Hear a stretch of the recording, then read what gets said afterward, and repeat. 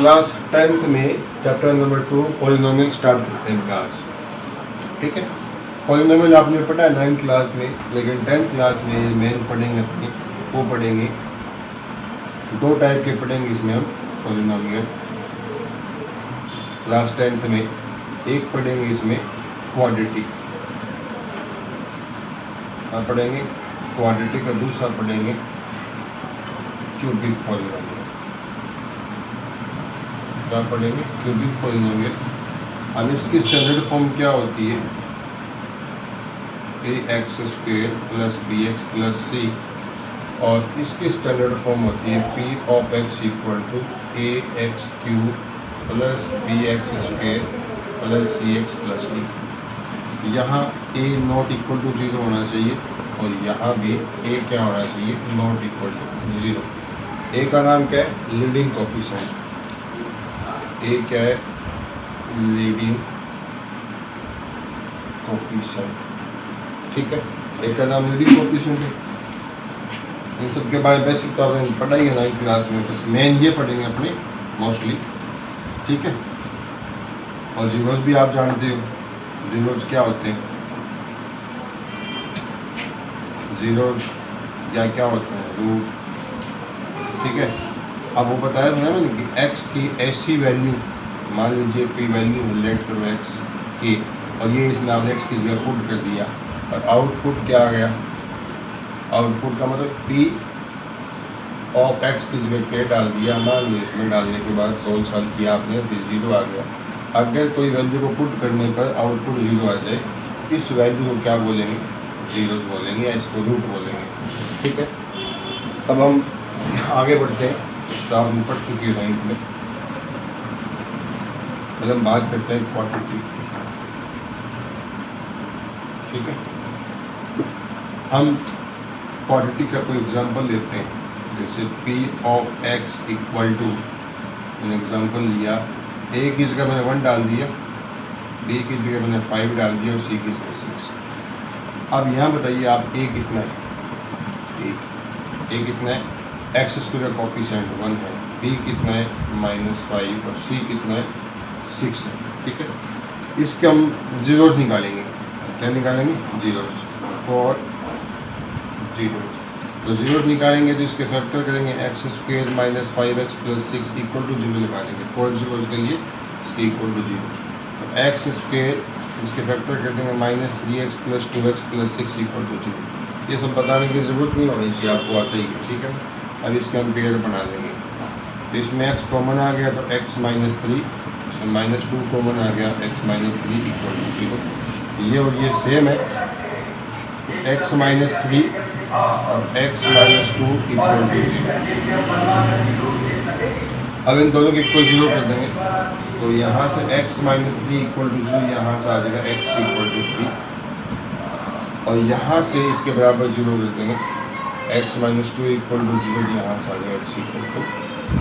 मेरे पास अभी दो वैल्यूज आ गई। ठीक है, इन दोनों वैल्यूज को हम क्या बोलेंगे? जीरोस बोलेंगे। x equal to 2 and x equal to 3, ये इसके दो जीरोस आ गए। ठीक है, 2 जीरोस। अच्छा, ये जीरोस क्यों है? थोड़ा सा मैं करवा देता हूँ आपको। ये जीरो इसलिए है कि 2 को यहाँ पुट करो इसमें, आप इसके अंदर, तो p x की जगह मैंने 2 डाल दिया, यहाँ 2 का स्क्वायर 4, 2 × 5 10 प्लस कितना 6, 4 प्लस 6 10 - 10 0 आ जाएगा। तो p ऑफ 2 कितना आ गया? 0। तो p ऑफ 2 इक्वल टू 0 का मतलब है, ये आपसे पूछे कि p ऑफ 2 को पढ़ के बताओ, तो आप बताओगे p का मतलब कोई पॉलिनोमियल है, उसमें x की जगह 2 पुट किया गया, तो आउटपुट कितना है? 0 आया। तो 2 ने पुट किया, वो 0 थे। ऐसे 3 पुट करो इसमें, तो p ऑफ 3 का स्क्वायर 9 -3 × 5 15 प्लस 6 कितना है? 9 प्लस 6 15, और 15 0 आ गया। तो p ऑफ 3 भी कितना आ गया? 0 आ गया। ठीक है, तो इसके दो जीरोस आ गए। क्यों? क्योंकि इसकी डिग्री कितनी है? 2। डिग्री का मतलब होता है हाईएस्ट पावर ऑफ वेरिएबल। ठीक है, तो जितनी डिग्री होती है, degree is equal to number of zeros. ये सब बातें मैं 9th की भी कर रहा हूँ और 10th की भी कर रहा हूँ। आपका ये फर्स्ट वीडियो आपके लिए बहुत ही इंपॉर्टेंट होने वाला है, क्योंकि इसके अंदर जितना बताऊँगा वो सारा इस चैप्टर का बेस होगा। ठीक है, आगे बढ़ते हैं।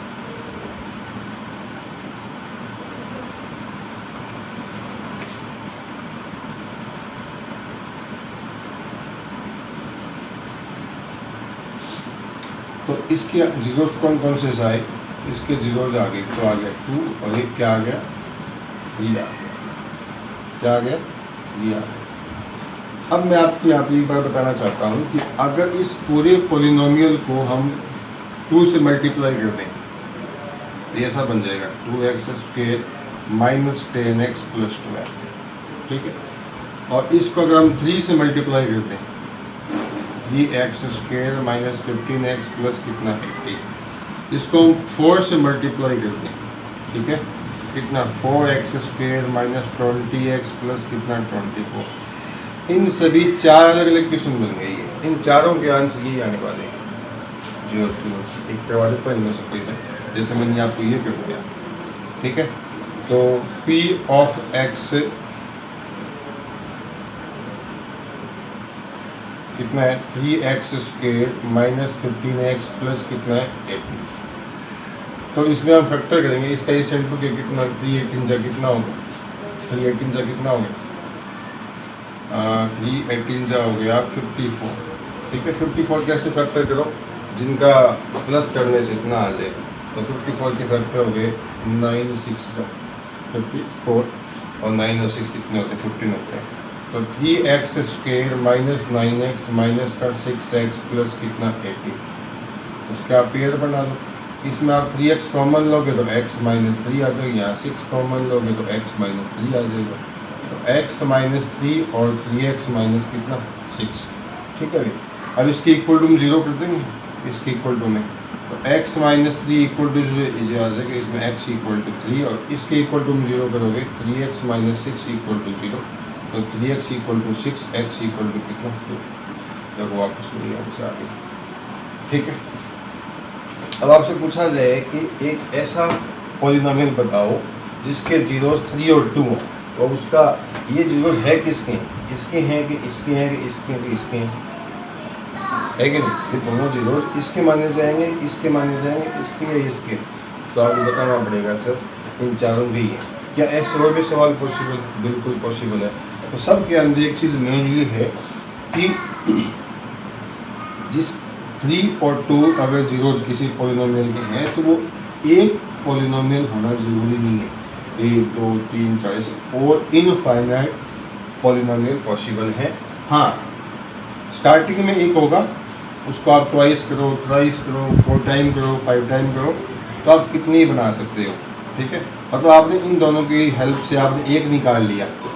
ठीक है, दूसरा कैसे बनाओगे 2 से मल्टीप्लाई कर दो, तीसरा कितना बनाओगे इसको 3 से मल्टीप्लाई किया, चौथा बनाओगे 4 से इंटू कर दो। तो मेरा इस क्वेश्चन को करवाने के पीछे एक कॉन्सेप्ट ये बताना था कि जिसके जीरोज आपको दे रखे हों, जैसे 3 और 2 आपको जीरोज दे दिए जाए, तो बताओ कि आप ऐसे 3 और 2 जिसके जीरोज हैं वो पॉलिनोमियल एक होगा या इनफाइनाइट पॉलिनोमियल होंगे।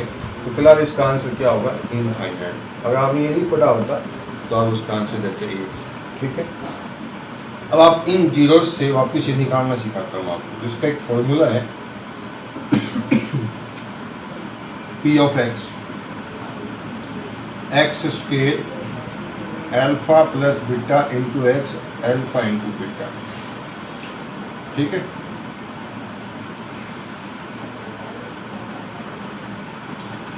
तो x² अल्फा का मतलब है फर्स्ट वैल्यू, जैसे 2 है, बीटा का मतलब 3 सेकंड वैल्यू। ठीक है, इंटू एक्स, कहने का मतलब आपको ये दोनों दे रखे और आपको निकालना क्या हो पॉलिनोमियल। ये कितना 2, ये इंटू कितना हो गया 3 हो गया, ये हो गया x² minus 5x plus 6 into कितना 3। जहाँ k है ना वो 0 नहीं होगा, तो सब कुछ हो सकता है। तो अगर k की वैल्यू आप 1 डालोगे ना तो ये आ जाएगा, 2 डालोगे तो ये आ जाएगा, 3 डालोगे यार, तो ये अपने आप के अंदर एक पॉलिनोमियल को रिप्रेजेंट नहीं करता, इनफाइनाइट पॉलिनोमियल को रिप्रेजेंट करता है, क्योंकि k की वैल्यू चेंज होती जाएगी, वैसे वैसे नए आते जाएंगे। ठीक है, वैसे वैसे नहीं आते जाएंगे। तो किसी भी पॉलिनोमियल के आगे अगर के मल्टीप्लाई में लगा तो आप ये समझेंगे कि वो के इसलिए लगाया गया उसमें इनफाइनाइट पॉलिनोमियल आने वाले हैं। ठीक है, समझ में आ गया आपको। अब यहाँ पर एक बार और बतानी है, इन सबको मैं प्रूफ भी दूंगा बिल्कुल। ठीक है,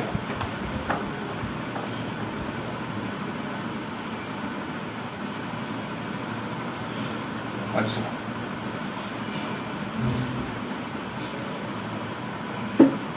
इसके जीरोस कितने 2 और 3, तो इसमें 2 है ना, इसको अपन अल्फा बोल देते हैं और बीटा को अपने कितना बोल 3 को बीटा बोल देते हैं। अब यहाँ पर एक बहुत ही मोस्ट इम्पोर्टेंट बता रहा हूँ रिलेशनशिप में, relationship zeros and coefficient, zeros and coefficient important है ये। रिलेशनशिप का मतलब जैसे ये है ना, ये कोफिशिएंट, ये ए, ये बी, ये सी, ये ए कोफिशिएंट किसका एक्स स्क्वायर का, बी कोफिशिएंट एक्स का दी। तो पहला जो कंडीशन है वो ये है कि अल्फा प्लस बीटा इन दोनों का जो सम है वो माइनस बी बाई ए के इक्वल होगा और अल्फा इंटू बीटा होगा वो सी बाई ए के इक्वल होगा। ठीक है, इसको बोलते हैं सम ऑफ जीरो, दोनों का सम है और माइनस बी बाई ए और ये सी बाई ए। बी क्या है, एक्स का कोफिशिएंट है, तो सी ए है वो एक्स का कोफिशिएंट है। ठीक है, अल्फा कितना है 2, बीटा कितना है 3, माइनस बी कितना है, बी हो गया -5, ए कितना है 1, 2 + 3 कितना हो गया 5, ये माइनस प्लस 5। देखिए लेफ्ट हैंड साइड इक्वल क्या आ गया, राइट हैंड साइड। तो ये वेरीफाई हो गया रिलेशनशिप। ये हमेशा आपको ध्यान रखना है कि अल्फा और बीटा का जो सम है और माइनस बी बाई ए की इक्वल होता है। अल्फा कितना है 2, बीटा कितना है 3, ये सी कितना है 6, ए कितना है 1, तो 6 = 6। तो ये भी आपका हो गया कि अल्फा इंटू बीटा किसके बराबर होता है, सी बाई ए के इक्वल होता है। ठीक है,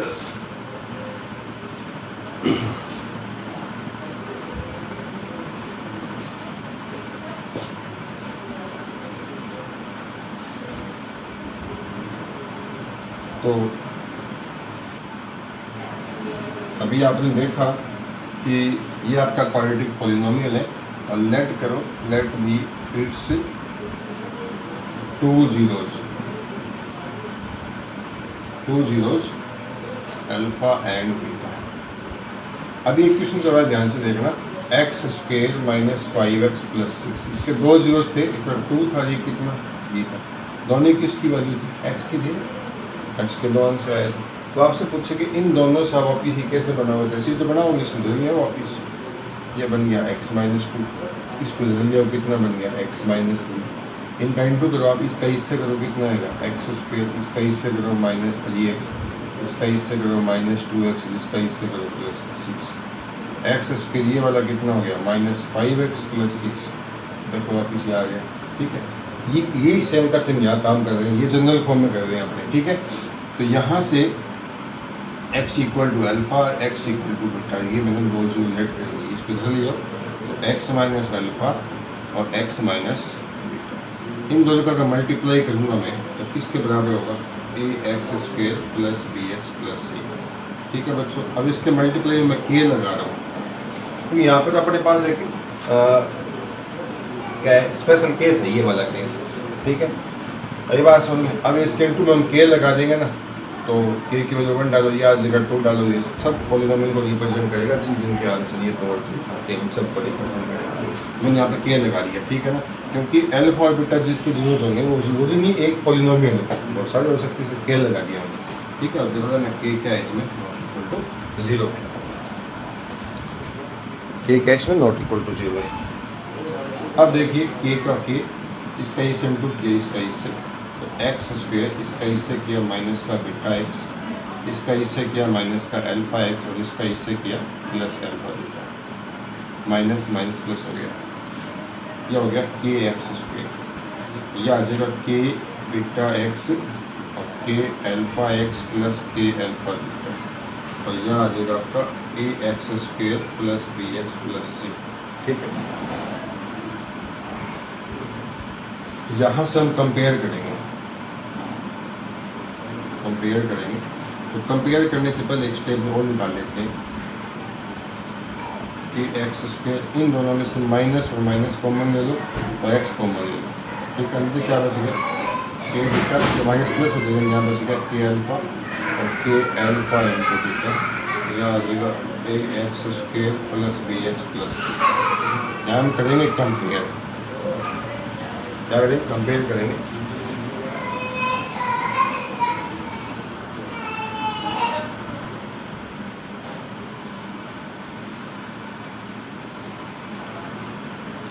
हाँ जी, कंपेयर करते हैं के बीटा। ठीक है, सब आगे इसमें मैंने एक्स कॉमन ले लिया, यहाँ से माइनस माइनस कॉमन लिया, तो क्या के बीटा प्लस के अल्फा एक्स कॉमन, ये सब पढ़ाइए।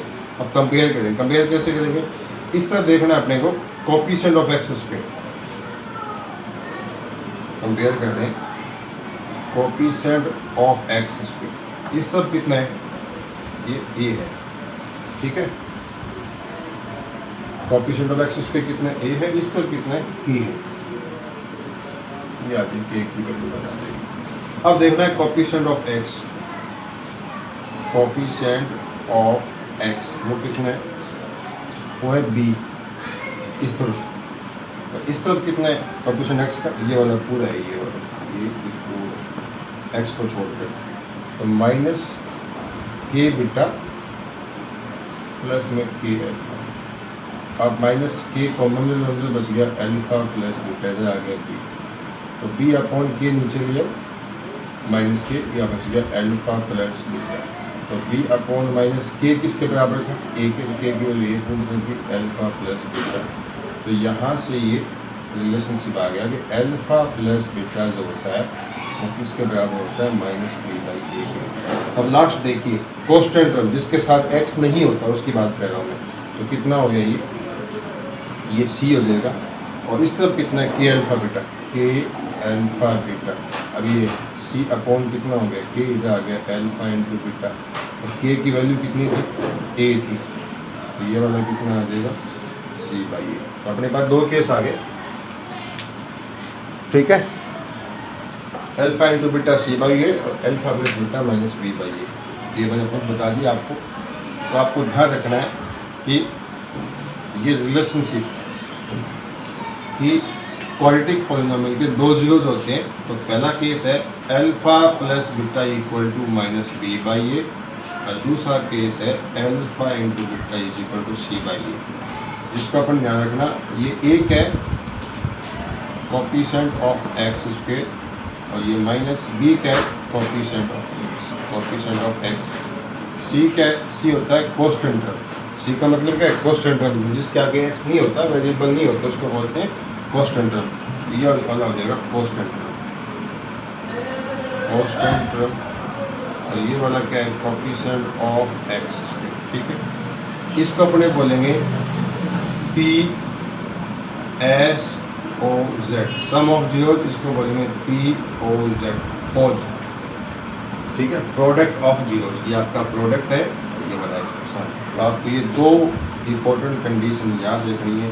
ठीक है, और इसके एग्जांपल्स करना। हाँ, एनसीईआरटी से 2.1 में आपको कल बताने वाला हूँ, है बिल्कुल सिंपल, लेकिन उसमें बहुत ही आपको काफ़ी बताना पड़ेगा, इसलिए आप एनसीईआरटी 2.2 के पहले एग्जांपल करना, उसके बाद क्वेश्चन करना। तो आज के वीडियो लेक्चर में बच्चों इतना ही, और आज मुझे अच्छा मूड मिल गया, इसलिए आपका ये अच्छा दिखाई देगा आपको। ठीक है, थैंक यू।